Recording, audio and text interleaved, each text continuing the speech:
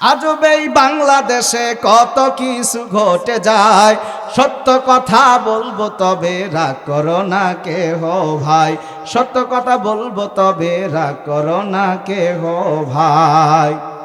মুক্তিযোদ্ধারা স্বাধীন করলো দেশকে ভালোবেসে, ওরে সেই যে দিবস পালিত হয় হিন্দি গানার নাচে।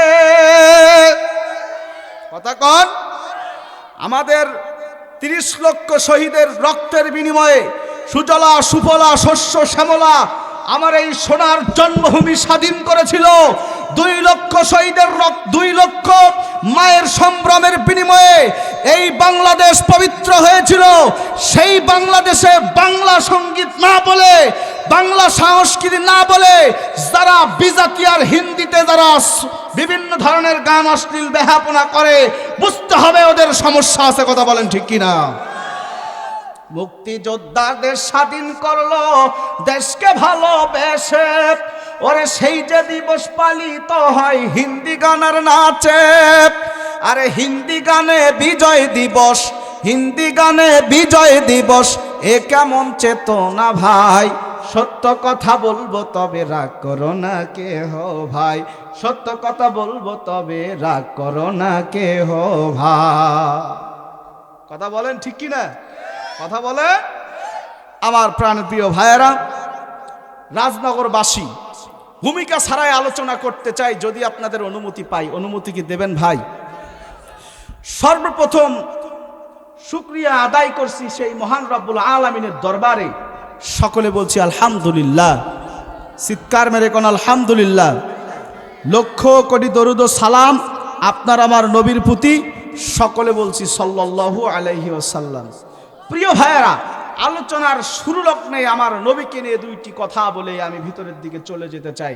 আপনার আমার নবী, আমরা কেমন নবীকে পেয়েছি প্রাণের ভাইয়েরা, আমি সেই দিকে একটু যাই। আমার মুসলমান ভাইয়েরা, আল্লাহর নবী যখন মানুষের মাঝে দাওয়াত দেওয়া শুরু করে দিলেন, আবু জেহেল বুঝতে পারলো এই দাওয়াত যদি অব্যাহত থাকে তাহলে আমাদের জারি জুরি টেঙ্কি টুঙ্গি সব তল্টি পাল্টা সব গুছায় নিতে হবে। কথা কয় না? কথা বলেন। যদি এই কথা যদি এগুলো যদি চলতে থাকে তাহলে আমরা যে মক্কায় আধিপত্য বিস্তার করেছি এইটা আমাদের থাকবে না। অতএব কি করতে হবে? এখন মুহাম্মদকে যখন আটকানোই গেল না, তার কল্লাটা আমাদের দরকার। দারুন নদুয়া ট্রাইব্যুনালে ঘোষণা হয়ে গেল। এই খবর ঘোষণা করে দিল আবু জেহেল, বলল আমার এই দুনিয়ার জমিনে আব্দুল্লাহর বেটা মুহাম্মদের যে ব্যক্তি কল্লা কাটতে পারবে, আমি আবু জেহেল ঘোষণা করে দিলাম আমি তাকে 100 লাল উষ্ট্রি উপহার দেব। নাউজুবিল্লাহ বলবেন না? নাউজুবিল্লাহ বলবেন না? আমার প্রাণের ভাইয়েরা, লোকজন সবাই বলা বলি করলো, আমরা তো এই পর্যায়ে মোহাম্মদকে আর হত্যা করা সম্ভব নয়। আমরা এখন যদি আমাদের হত্যা করতেই হয় একমাত্র ওমর ছাড়া কারো বুদ্ধি নেই। কথা বলেন। দারুন নদুয়া ট্রাইব্যুনালে ওমরের নামে জারি হয়ে গেল, ওমর তুমি যদি আব্দুল্লাহর বেটা মুহাম্মদের যদি কল্লাটা কাটতে পারো, আমরা তোমাকে ঘোষণা করে দিলাম 1 নয় 2 নয়, আমরা 100টা লাল উট তোমাকে মক্কাবাসী উপহার দেব। মুসলমান ভাইয়েরা, ওমর এবার চিন্তার মধ্যে পড়ে গেল। ওমর বাড়ির মধ্যে এসে চিন্তা করতেছে, পরিকল্পনা করতেছে। 3 দিন যাবৎ পরিকল্পনা করে কেমনে মুহাম্মদুর রাসূলুল্লাহকে হত্যা করবে। আমার প্রাণের ভাইয়েরা, মুহাম্মদকে কেমন করে হত্যা করা যায় এই চিন্তা ভাবনা করতেছে। 1 দিন যায়, 2 দিন যায়, 3 দিনের দিন স্ত্রী ডাক দিয়ে বলে, প্রাণের স্বামী ওমর বিন খাত্তাব, তুমি কি টেনশন করো? আমি স্ত্রী কিন্তু জানি তুমি যেই কথাটা চিন্তা করতেছো ওমর, আমার মন সাক্ষী দেয় তুমি এইটা পারবা না। ওমর রে, যাও যাও, তোমার একটা মাত্র প্রিয় উট, এই একটা মাত্র প্রিয় উট যেন আজকে 3 দিন যাবৎ খাবার গ্রহণ করে না। ওমর চলে গেল উটের কাছে। ও ডাক দিয়া বলে, ও আমার প্রিয় উট, আমি জানি তুই কেন খাস না, সেটা আমিও জানি। মুহাম্মদ যে সত্য নবী, মুহাম্মদ সত্য নবী, এই নবীর জন্য তোদের দরদ হয়। তবে শুনে রাখ, তোর একটা মাত্র উটের মায়া আমার আর কাজ করবে না। আমি যদি আব্দুল্লাহর বেটা মুহাম্মাদের যদি কল্যাণী এসে দিতে পারি, তোর মতো একটা উট নয়, আমাকে আবু জেহেল 100টা লাল উট দান করবে। উঠরে আমি তোকে বরদাস্ত করলাম না। তোর আবেগ অনুভূতি আমার কাছে কোনো কাজে আসবে না। ও মুসলমান বন্ধু, উট এবার ডাক দিয়া বলে, মালিক একটা বার জবানটা খুলে দে। জবানটা যদি খোলা থাকতো রে আল্লাহ, তাহলে আমি উট বলে দিলাম। আমরা উট পশু পাখি, আমরা নবীকে চিনতে ভুল করি না। ও উট রে, ও ওমর, যদি আমার নবীর বিনিময়ে যদি আমি উটের জীবনটা তুই নিতি, তাহলে আমি আল্লাহর দরবারে গিয়ে জান্নাতি হিসাবে ঘোষণা হয়ে যেত। সুবহানাল্লাহ কোন। আমার মুসলমান ভাইরা, এবার এই ডিক্লারেশন দিয়া স্ত্রীর কাছে আসতেছে। স্ত্রী আস্তে করে দুইটা চোখের পানি ছেড়ে দিয়া ডাক দিয়ে বলতেছে, ও ওমর বিন খাত্তাব, আমি তোমার সাথে উটের কথোপকথন শুনেছি, তবে শুনে রাখো, আমার কেন জানি মন সাক্ষী দেয়, আমি ও ওমর বিন খাত্তাব, তুমি আব্দুল্লাহর বেটা মুহাম্মদকে হত্যা করতে পারবে না। আমার মন সাক্ষী দেয় তুমি হত্যা করতে পারবে না।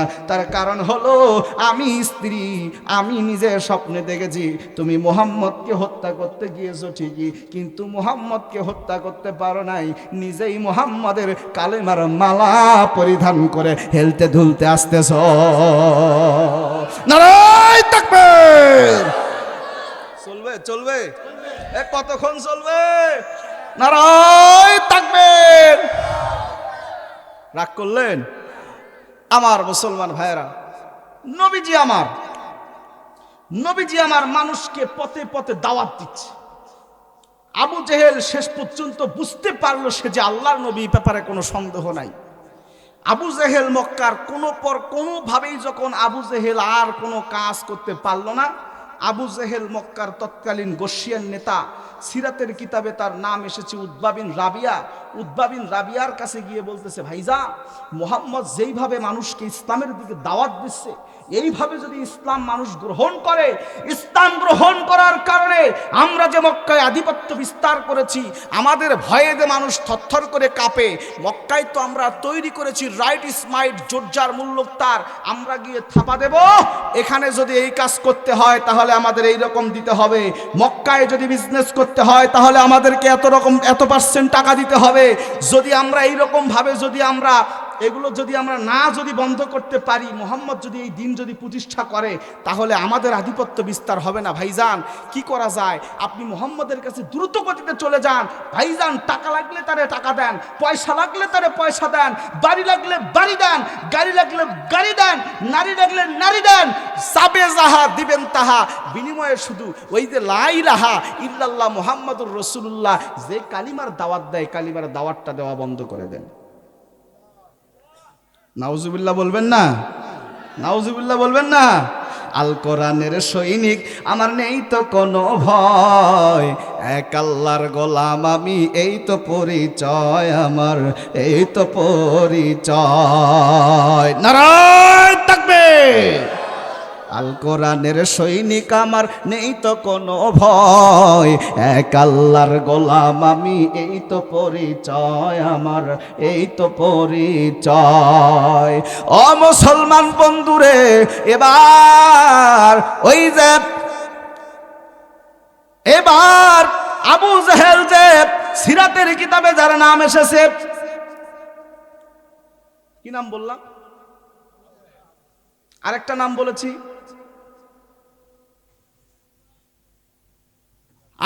বলেছি, উতবা বিন রাবিয়া।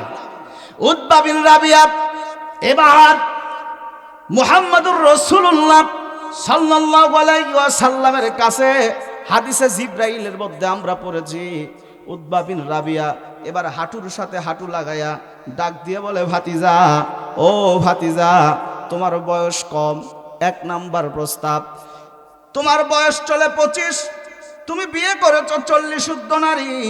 ভাতিজারে দেখতে বড় কষ্ট লাগে, দেখতে বড় খারাপ লাগে, এক নাম্বার প্রস্তাব, এই গোটা মক্কার মধ্যে যেই সুন্দরী রমণীকে তোমার পছন্দ হবে, আমি তোমার চাচা উতবা বিন রাবিয়া নিজের রিস্ক নিয়া তার সঙ্গে তোমার বিয়ার ব্যবস্থা করে দেব। চাচারে, ও ভাতিজা, 2 নাম্বার প্রস্তাব, বড় ছোট্ট কালে তোমার বাবা মারা গিয়েছে, তোমার যেহেতু টাকা পয়সা নাই, ও ভাতিজা তুমি যদি চাও এই গোটা মানুষের, গোটা মক্কার যতগুলো মানুষ আছে সমস্ত মানুষের টাকা আমরা এক জায়গায় করব। ও ভাতিজা, অর্ধেক তোমারে দেব, অর্ধেক আমরা নেব।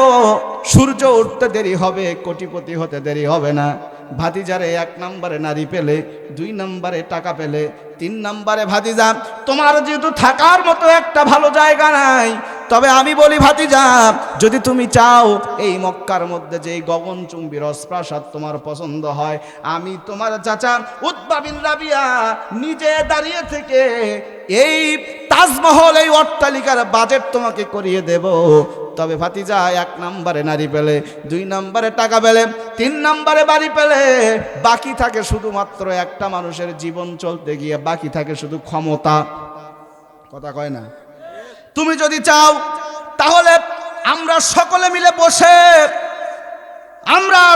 মিলে বসে লিখিত চুক্তি করে তোমাকে আমরা মক্কার গভর্নর বানিয়ে দেব।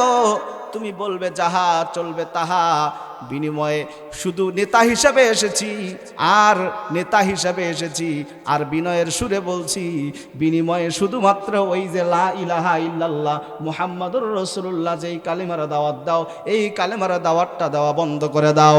আমার মুসলমান ভাইরা, নবীজি আমার মাথা নিচু করে দিলেন আর ভাব দিয়ে বোঝাইতে চাইলেন, চাচারে জবাব আমি দেব না, জবাব আমার আল্লাহ দেবে। আল্লাহ পাক বলে, জিব্রাইল আর করিস না দেরি, চলে যা তাড়াতাড়ি। ও আবু জেহেল আর তার দলের লোক উতবা বিন রাবিয়া আমার নবীর কাছ থেকে জবাব চায়, এই জবাবটা আমি আমার রসুলের পক্ষ থেকে নিজেই দিয়ে দিতে চাই। চিল্লা এখন সুবহানাল্লাহ।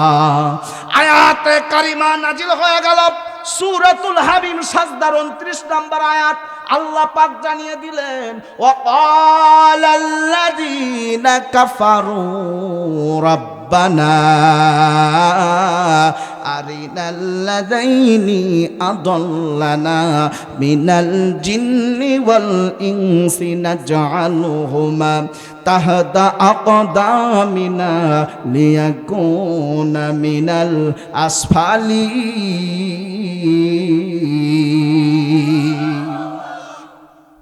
জাহান্নামীরা যেদিন জাহান্নামী হয়ে যাবে, ভালো করে বুঝবেন, জাহান্নামীরা যেদিন জাহান্নামী হয়ে যাবে, তারা প্রভুকে আল্লাহকে ডাক দিয়ে বলবে, ওয়াকালাল্লাযীনা কাফারু, তারা আল্লাহকে ডাক দিয়ে বলবে, রব্বানা, ও প্রতিপালক আমার, আরিনা, আমরা তো জাহান্নামী হয়ে গেছি। কোরআন থেকে বলছি না, এই কোরআন থেকে বলছি, সমস্যা আছে? এই কোরআন থেকে বলতে গিয়ে যদি কারো গায়ের সাথে লেগে যায়, দোষ কি আমার? কথা বলেন না, লেগে গেলে দোষ আমার, দোষ কার? কথা বলে না। এখন বলবে যে হুজুর, এখন উচিত কথা যদি বলি তাহলে দোষ নাকি বলেন? কারণ আল হক্কু মুররুন লাউ কানা তুররুন, সত্য কথা হলো তিতা, নাকি বলেন? নাকি বলেন? আমার মুসলমান ভাইয়েরা, আল্লাহ পাক বলতেছে আরিনা, তারা জাহান্নামীরা যেদিন জাহান্নামী হয়ে যাবে, তারা ডাক দিয়ে বলবে, রব্বানা, ও প্রতিপালক আমার, আরিনা, আমরা তো জাহান্নামী হয়ে গেছি, কিন্তু আমাদের কোনো আফসোস নাই। আমরা জাহান্নামী হয়েছি, তাতে কি হয়েছে? আমাদের কোনো আফসোস নাই। তবে আদাল্লানা, যারা আমাদেরকে জাহান্নামী বানিয়েছে, যারা আমাদেরকে পথভ্রষ্ট করেছে, যারা আমাদেরকে সত্য দিন বুঝতে দেয় নাই, যারা আমাদেরকে দিয়ে সন্ত্রাসী করিয়েছে, যারা আমাদেরকে দিয়ে চাঁদাবাজি করিয়েছে, যারা আমাদেরকে দিয়ে টেন্ডারবাজি করিয়েছে, যারা আমাদেরকে দিয়ে অন্যায় করিয়েছে, আল্লাহ আদাল্লানা, রব্বুল আলামিন আজকে তাদেরকে এনে দাও। কাদেরকে এনে দাও? যেই সমস্ত নেতারা আমাদেরকে বলেছে, আজকে আমার যেই সমস্ত নেতাদের কথা শুনে আমরা মানুষের বুকে পিস্তল ঠেকায়া গুলি করে দিয়েছি, যেই সমস্ত নেতাদের কথা শুনে আমরা সমাজের মধ্যে মাদক দ্রব্য বিক্রি করেছি, যেই সমস্ত নেতাদের কথা শুনে আমরা সমাজটাকে ক্যান্সারে রূপান্তরিত করেছি, সমাজের মধ্যে যাত্রা থিয়েটার অশ্লীল বেহাপনায় যারা ভরিয়ে দিয়েছি, ওই সমস্ত নেতাদেরকে আজকে এনে দাও। আল্লাহ বলে কোথায়? তারা বলবে তাহতা আকদামিনা, আমাদের পায়ের নিকটে এনে দাও। আল্লাহ বলে কেন? শুনবেন শুনবেন, যখন জাহান্নামী ব্যক্তিরা বলবে তাহতা আকদামিনা লিয়াকুনা মিনাল আসফালিন, ওয়াল্লাহ আমরা জাহান্নামে যাব তো এমনি যাব কেন? ওই সমস্ত নেতাদের বুকের উপর পাড়া দিয়া, মুখের উপর দুটো রথ দিয়ে জাহান্নামে যেতে চাই। সমস্যা আছে? সমস্যা আছে? আমি কারো বিরুদ্ধে বললাম? আমার মুসলমান ভাইয়ারা, আল্লাহ পাক বলে এতটুকু পারবো না তো তোমাদের রব হলাম কেন? আল্লাহ পাক সেদিন কর্মীদের সামনে নেতাদেরকে এনে দেবে। কর্মীরা সেদিন ডাক দিয়ে বলবে, নেতাজি আপনার কথা শুনে অমুকের হাত ভেঙ্গেছি, অমুকের পা ভেঙ্গেছি, ইমাম সাহেবের নামে মিথ্যা মামলা দিয়েছি, বক্তাকে কোরআনের মঞ্চ থেকে স্টেজ থেকে ঘাট ধরে নামিয়ে দিয়েছি। ও নেতাজি আজকে জাহান্নামী হয়ে গেছি। দুনিয়ার জমিনে যেদিন আমি জেলখানার আসামি ছিলাম, আপনি জজকে ম্যানেজ করে আমাকে জামিন নিয়ে এসে দিয়েছিলেন। নেতাজি গো, নেতাজি দুনিয়ার জমিনে আপনার কথা শুনে অন্যায় করেছি, আপনি আমাকে শেল্টার দিয়ে মুক্ত করেছেন। ও নেতাজি আজকে একটু লাইনটা লাগান না কেন, দেখেন না কেন কোনো কাজ হয় কিনা। সেদিন নেতাজিরা কি বক্তৃতা দেবে আমার আল্লাহ পাক সেটাও কুরআনুল কারীমের মধ্যে কোট করেছেন। আল্লাহ পাক বলেন আযাজিনা আম সাবারনা মা লানা মিন মাইস। নেতাজিরা সেদিন বলবে আমার কর্মীরা আজকে ধৈর্য ধারণ করো, আর ব্যতিব্যস্ত হও, কোনো কাজ হবে না। আজকে আমাদের হাতে তো ক্ষমতা নাই, আমাদের হাতে যেদিন ক্ষমতা ছিল সেদিন তুমি অন্যায় করেছো, ধর্ষণ করেছো, মানুষকে খুন করেছো, আমি তোমাকে শেল্টার দিয়েছি। ও কর্মীরা, তোমরা যেদিন আমার নেতার কথা শুনে তোমরা যেদিন অন্যায় করেছো, বিনিময়ে আমি তোমাকে বিধবাকে কাট না দিয়া আমি তোমাকে টাকা, আমি তোমাকে বিধবার কাটটা তোমাকে দিয়েছি। ও কর্মীরা, আমার কথা শুনে তুমি অন্যায় করেছো, আমি তোমাকে রাস্তার কন্ট্রাক্টরি পাইয়ে দিয়েছি। ও কর্মীরা, আমার কথা শুনে তুমি চাঁদাবাজি করিয়েছো, 10% তোমাকে দিয়েছি। কথা কর। ও কর্মীরা, আজকে তো ক্ষমতা আমাদের হাতে নাই, আজকে ক্ষমতা কার? লিল্লাহি ওয়াহিদিল কহার। আজকে ক্ষমতা একমাত্র আমার আল্লাহর হাতে। অতএব ধৈর্য ধারণ করো, আর ব্যতিব্যস্ত হও, কোনো কাজ হবে না।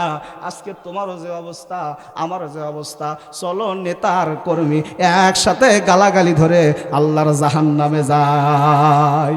মরতেই হবে যখন শহীদি মরণ দিও আমাকে, রোগে সগে মরণ দিও না আমায়, কিংবা মুসিবতে নিও না আমায়, এমন মরণ দিও চোখ বুঝলেই যেন দেখি তোমায়।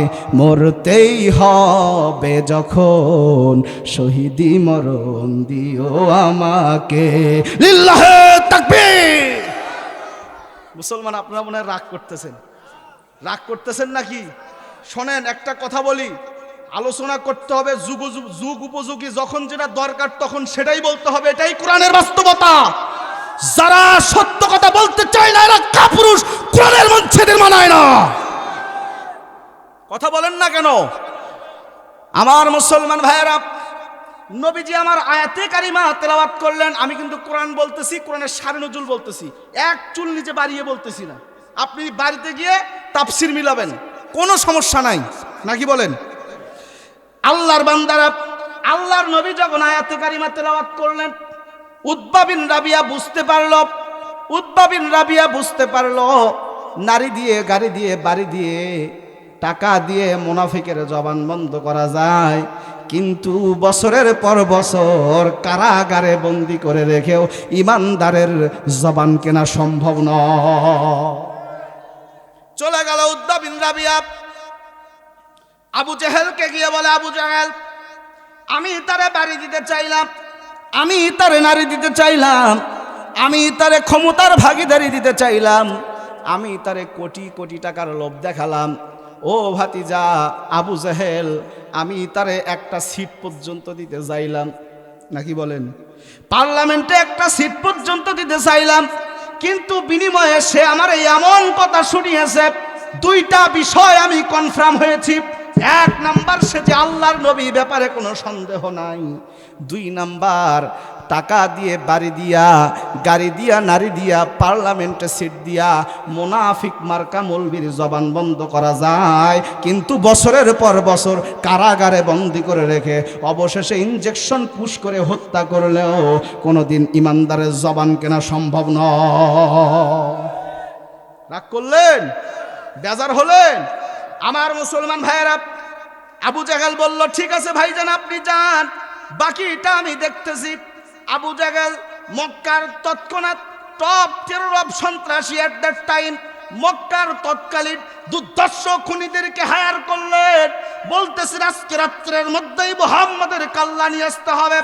মুহাম্মাদের কাল্লা যারা নিয়ে আসবে তাদেরকে মোটা অঙ্কের পুরস্কার করে দেওয়া হবে। আমার মুসলমান ভাইয়েরা, সন্ত্রাসী বাহিনীরা রেডি হয়ে রওনা হয়ে গেছে। এই খবর শুনতে পেরেছে নবীজির চাচা হযরতে আব্বাস রাদিয়াল্লাহু তাআলা আনহু। তখনও তিনি মুসলমান হন নাই, ইমান গ্রহণ করেন নাই। He was unbelievable person at that time. তখনও তিনি ইমান আনেন নাই, কিন্তু এই কথা শোনার সঙ্গে সঙ্গে আব্দুল্লাহ, এই কথা শোনার সঙ্গে সঙ্গে আব্বাস রাদিয়াল্লাহু তাআলা আনহুর কলিজার মধ্যে লেগেছে।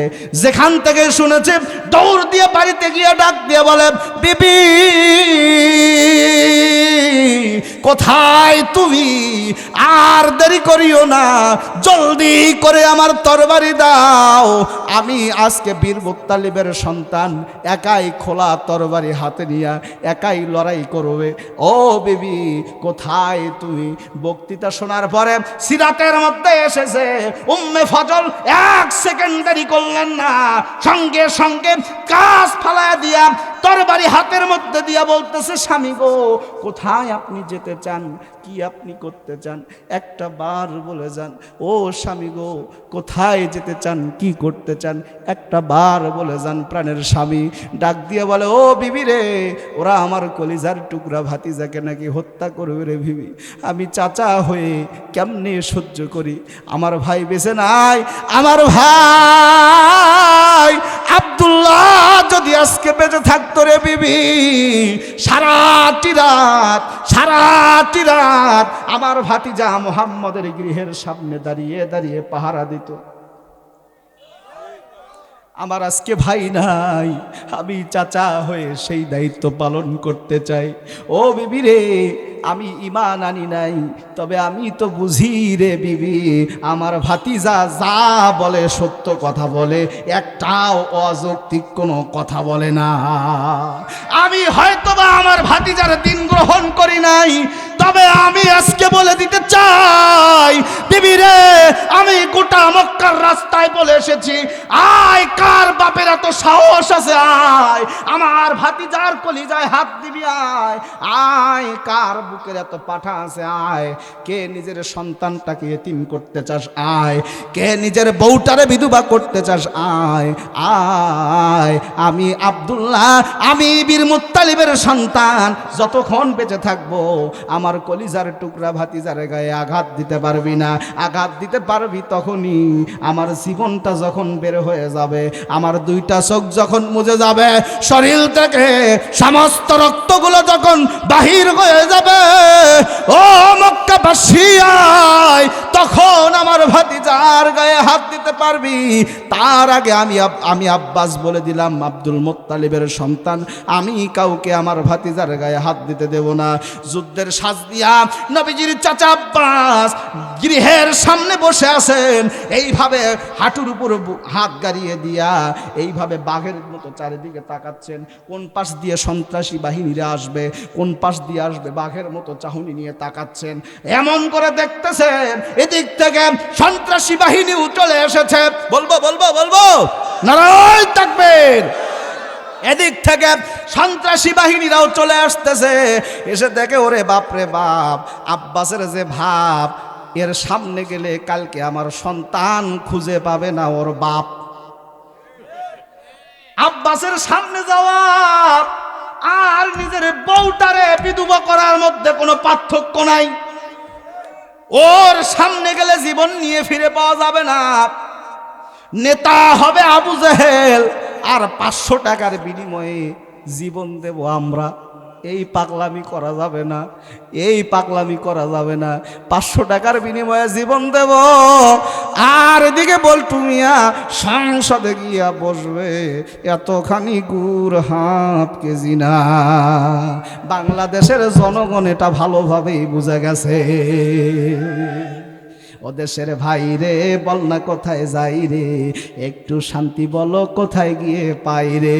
চারিদিকে দেখি শুধু নাই কিছু নাই রে, চারিদিকে দেখি শুধু নাই কিছু নাই রে। ও দেশের ভাই রে, বল না কোথায় যাই রে, একটু শান্তি বলো কোথায় গিয়ে পাই রে। শান্তি পেতে হলে কোরআনের পথে আয় রে, শান্তি পেতে হলে দিনের পথে আয় রে। ও দেশের ভাই রে, বল না কোথায় যাই রে, একটু শান্তি বলো কোথায় গিয়ে পাই রে। সুবহানাল্লাহ। খারাপ লাগতেছে আপনাদের? চালাবো নাকি? আমাকে আলোচনার জন্য সময় দেওয়া হয়েছিল 11টা 20, মাত্র বাকি আছে 4 মিনিট। টাইম ধরে ধরে ইনশাল্লাহ 4 মিনিটেই শেষ দেবো, নাকি বলেন? কি বলেন? চলবে? চলবে? আমার মুসলমান ভাইয়েরা, কতক্ষণ চলবে? আমার ইচ্ছা মতো। আজকে বক্তা হয়ে গেছে বেশি, বুঝছেন নাকি বলেন? রাগ করলেন আপনারা? আমার মুসলমান ভাইয়েরা, চলে গেল সন্ত্রাসী বাহিনী, সন্ত্রাসী বাহিনীরা চলে গেল। আবু জেহেল ডাক দিয়ে বলে, কাজ কি কমপ্লিট করেছিস? বলে হ্যাঁ, কাজ তো কমপ্লিট। তবে মুহাম্মাদের বাড়ির সামনে গিয়ে দেখলাম আব্বাস তরবারি হাতে দাঁড়িয়ে আছে। আবু জেহেল বুঝতে পেরেছে রক্ত আজকে রক্তের জন্য জীবন বাজি নিয়ে দাঁড়িয়ে গেছে। ও আল্লাহর নবীর উম্মতেরা, আপনারা কারা কারা আল্লাহর নবীর সাহাবী আব্বাসের মতো করে রাসূলের দ্বীন ইসলামকে জীবিত রাখতে রাজপথে জীবন দিতে রাজি আছেন? দুহাত উঁচু করে আল্লাহকে দেখান। নারায়ে তাকবীর। রাগ করলেন? বেজার হলেন? আবু জেহেল এদিকে ঠান্ডা, কারণ বাপের উপর বাপ আছে না নাই? শেরের উপর তার উপরে 1.5 শের নাকি 1.5 শের, 1.5 শের, তার উপরে ও 1.25 শের। মানে ওই হিসাব তো নাই, বাজার করা লাগে না, বুঝছেন?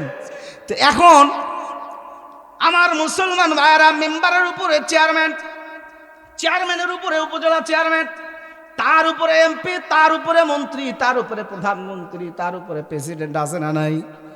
আমার মুসলমান ভাইয়েরা, আব্বাস রাদিয়াল্লাহু তাআলা আনহু এবার সুন্দর করে বসে আছেন, আর চারদিকে বাঘের মতো করে তাকাচ্ছেন। এদিকে আল্লাহর নবীজি আমার তাহাজ্জুদের সময় যখন উঠে গিয়েছেন, তাহাজ্জুদের নামাজ আদায় করার জন্য উঠেই দরজা খুলে দেখে চাচা যান আমার যুদ্ধের সাজ নিয়া, চাচা যান আমার যুদ্ধের সাজ নিয়া আমার গৃহের সামনে বসে আছে। ডাক দিয়ে বলে, চাচা ব্যাপার কি চাচা, এত রাত্রে আপনি আমার গৃহের সামনে যুদ্ধের পোশাক পরে তরবারি হাতে নিয়ে দাঁড়িয়ে আছেন, ঘটনা কি? ব্যাপারটা কি চাচা, ঘটনা কি? বলে, ভাতিজা তোমার কোনো টেনশন করার দরকার নাই, যাও তুমি ঘুমাও। আমি তোমার চাচা আব্বাস বললাম, তোমার কোনো চুল পরিমাণ ক্ষতি হবে না, যাও তুমি ঘুমাও। ডাক দিয়ে বলতেছে, চাচা ব্যাপারটা কি একটু খুলে বলেন। বলে, ভাতিজা তোমার কোনো টেনশন নাই, তুমি চলে যাও, যাও তুমি ঘুমিয়ে যাও, কোনো সমস্যা নাই, আমি তোমার চাচা আব্বাস তোমাকে পাহারা দেব। আপনারা কি বিরক্ত হচ্ছেন? বিরক্ত হচ্ছেন? ডাক দিয়ে বলে, ভাতিজা ও চাচা তারপরেও একটু বলেন ঘটনাটা কি? বলে আবু জেহেল তোমারে হত্যা করতে চায়। বলতেছে চাচা শুধুমাত্র কোরআনের পথে থাকার কারণে, এই কোরআন দিয়া মানুষকে দাওয়াত দেওয়ার কারণে, এই কোরআন দিয়া মানুষকে ইসলাম বোঝানোর কারণে, এই কোরআনের পথে মানুষদেরকে আনার কারণে, এই কোরআন দিয়া কোরআনকে বাস্তবায়ন করার জন্য এই চাচা গো আজকে আমার আপনজন আমাকে দেখতে পারে না, আমাকে তারা জাদুঘর বলে ডাক দেয়, আমাকে তারা কবি বলে ডাক দেয়, আমাকে তারা গণক বলে ডাক দেয়। ও চাচা এমনকি আমার আপনজন আমার চলার পথে কাটা বিছায়, আমাকে আজকে হত্যা করতে চায়। গভীর রাত্রিতে আপনি যুদ্ধের সাজ নিয়ে আপনি আমার গৃহের সামনে চাচা শুধুমাত্র কোরআন দিয়ে দাওয়াত দেওয়ার কারণে আজকে আমার প্রতি এত কত অত্যাচার, কত জুলুম, কত নির্যাতন না হয়। ও চাচা, চাচা আব্বাস ডাক দিয়ে বলে ভাতিজা তুমি কোনো টেনশন করো না, আমি গোটা মক্কার রাস্তায় বলে এসেছি আয়, ও মক্কাবাসী আয়, কার বুকের এত সাহস আছে রে আয়, মক্কাবাসী আয়, আমার ভাতিজার গায়ে আঘাত দিবি আয়, আমার ভাতিজার গায়ে আঘাত দিতে পারবি তখনই আমার দেহ থেকে যখন প্রাণটা বাইর হয়ে যাবে, আমার রক্তগুলা জমিনের মধ্যে পড়ে যাবে, আমি ধূলিসাৎ হয়ে যাব, তারপর আমার ভাতিজার গায়ে হাত দিতে পারবি। চাচার ভাতিজাতে মিলা যখন আবেগ ঘন মুহূর্ত তৈরি হয়ে গেছে, ও মুসলমান ভাইরা আমার, এমন সময় চাচার ভাতিজা কোলাকুলি করবে, ঠিক তদানীন্তন সময়ে আমার মুসলমান ভাইরা কোলাকুলি করতে যাবে, ঠিক এই সময় আল্লাহ পাক জিব্রাইলকে ডাক দিয়ে বলে জিব্রাইল আর করিস না দেরি, চলে যা তাড়াতাড়ি। ওই যে চাচা ভাতিজাতে যে আবেগ তৈরি হয়েছে, আমি রব্বুল আলামিন ওই আবেগের মধ্যে ঢুকতে চাই, তাড়াতাড়ি যা সূরা মাইদার 67 নম্বর আয়াতটা পাঠ করে শোনা। মনে আছে আপনাদের? আমি আমার আলোচনার জন্য আজকে যে সাবজেক্টটা নিয়ে এসেছিলাম, যে আয়াত থেকে তেলাওয়াত করেছিলাম সূরা মাইদার 67 নম্বর আয়াত, আজকে মনে রাখবেন। বলেন তো কি কোন সূরা? সূরার নাম আরো জোরে বলেন, সূরার নাম, সূরার নাম মাইদা, আর আয়াত নাম্বার 67 নম্বর আয়াত। এই আয়াতটা তিনটা ভাগে ভাগ করা। কয়টা ভাগে ভাগ করা? কয়টা ভাগে? তিনটা ভাগে। তিনটা ভাগ তিনটা রাত্রিতে নাজিল হয়েছিল, সেই ঘটনাটাই আপনাদের সামনে বলতেছি। আমার মুসলমান ভাইয়েরা, চাচা আর ভাতিজাতে যখন আবেগ ঘন মুহূর্ত তৈরি হয়ে গেছে, এমন সময় আল্লাহ পাক জিব্রাইলকে ডেকে বলে জিব্রাইল ওরা চাচা ভাতিজার আবেগের মধ্যে আমি আল্লাহ পাক কোরআনুল কারীমের আয়াতে কারিমা নাজিল করে দিলাম। আল্লাহ পাক জানিয়ে দেন, ইয়া আইয়ুহার রাসূল বাল্লিগ মা উনজিলা ইলাইকা মির রাব্বিক। আরো জোরে কন্যা কেন? আল্লাহু আকবার।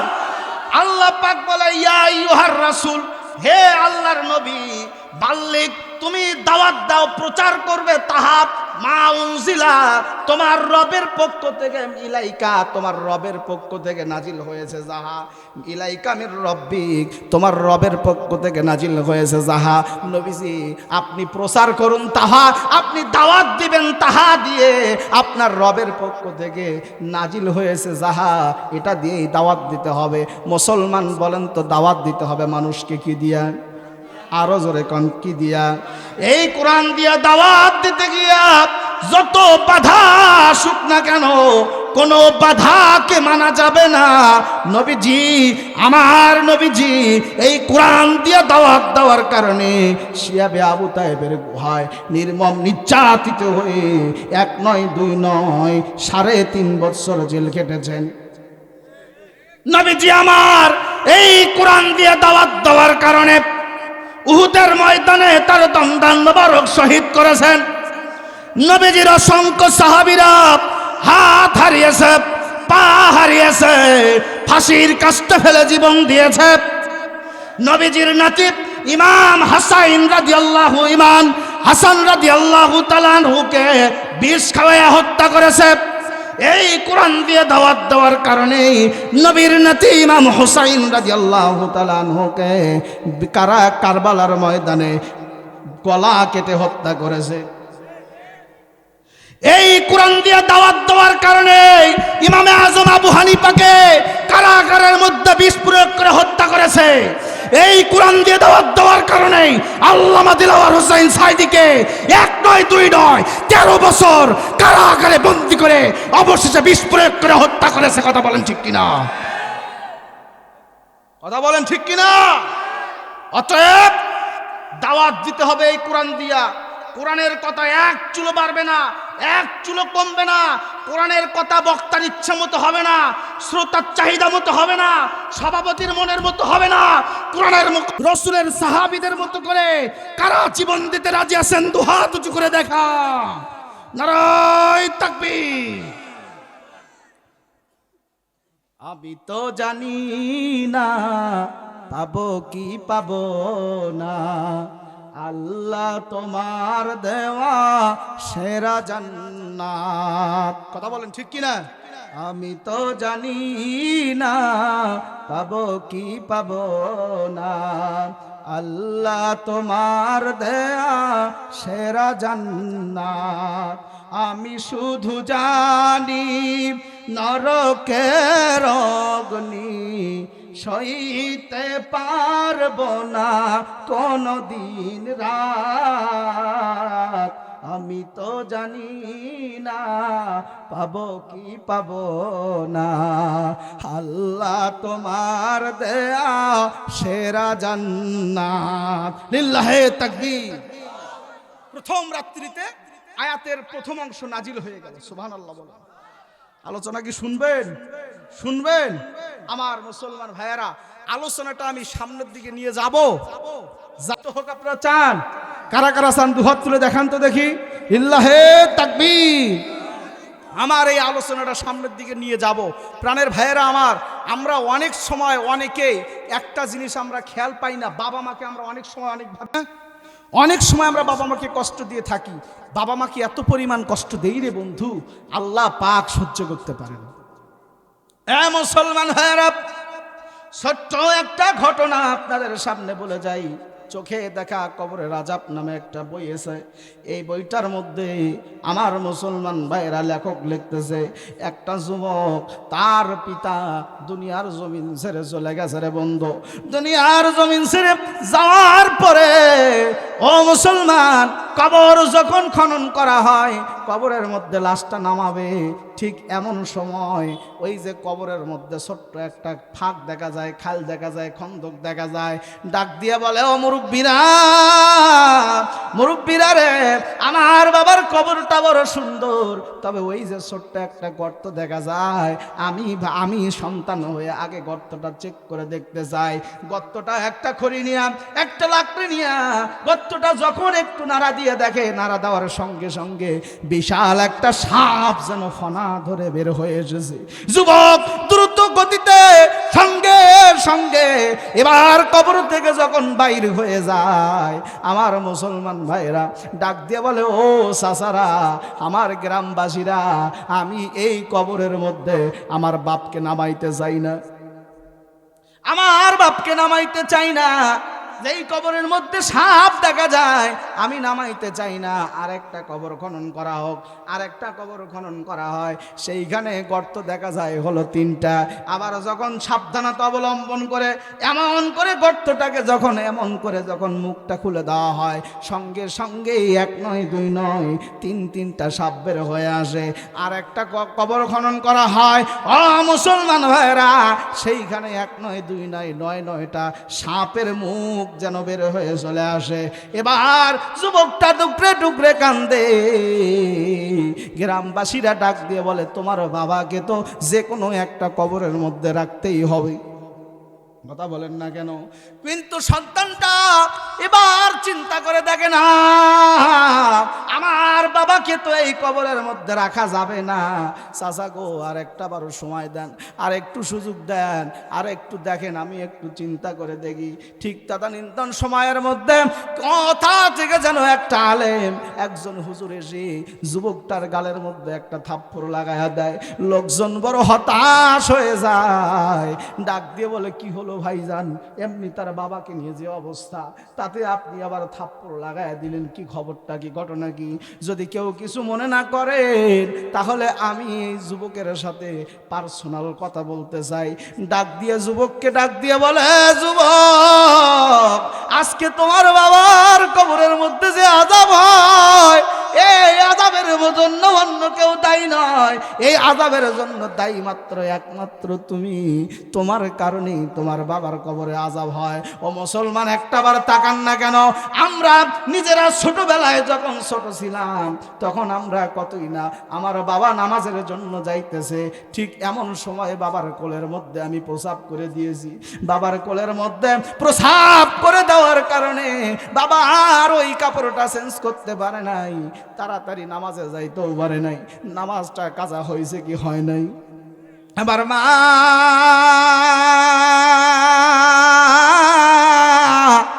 কত রাত আমাকে বুকের মধ্যে নিয়ে ঘুমিয়েছে। আমি কত রাত্রিতে মাকে প্রসাব করে দেওয়ার কারণে মা ফজরের নামাজটা পড়তে পারে নাই। আরে যার কারণে আজকে কবরের মধ্যে আমার বাবা মার জন্য আযাব হচ্ছে। ও মুসলমান, নামাজ কি কারোর জন্য মাপ আছে নাকি রে ভাই? একটাবার খেয়াল করে দেখেন তো, আপনার আমার জন্য আরে কার যেন বাবা নাই, কার যেন মা নাই। আপনার আমার জন্য কে যেন মা, কার যেন মা, কার যেন বাবা, ওই না কবরের মধ্যে আরে আযাবের মধ্যে পড়ে আছে। ও ভাইজান, সম্বল দান সদকায় আমল, কবরেরই সম্বল নামাজ রোজা আমল, এছাড়া অন্য কিছু চলে না মা। আমি বন্দি কবরে মা,